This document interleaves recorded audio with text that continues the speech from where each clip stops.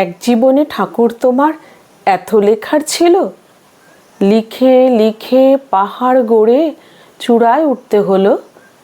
ছোট্ট বড় হালকা ভারী ছান্দিক না ছন্দ, শব্দে ফোটাও রাগ অনুরাগ, কান্না হাসি দ্বন্দ্ব।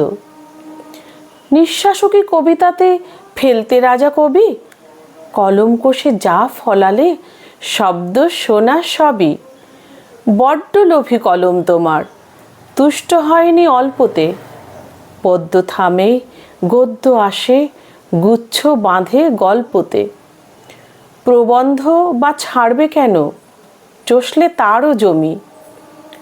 মানব মনের সকল কোণের খবর রাখতে তুমি।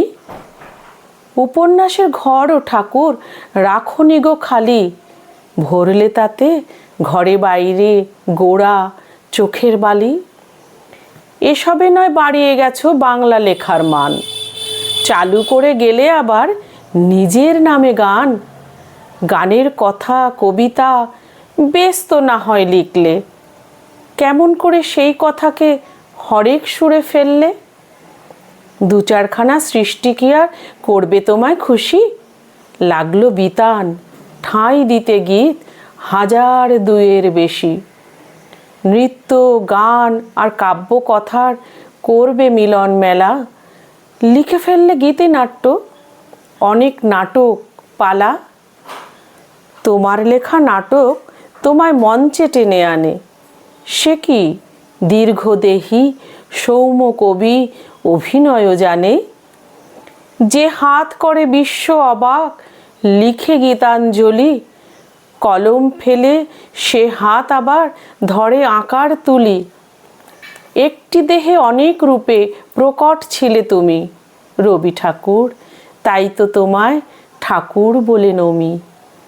কালি দিয়েই যে কারিগর হিরে মানিক গড়ে, বিস্মিত জন কেউ কি কখন ভুলতে পারে তারে?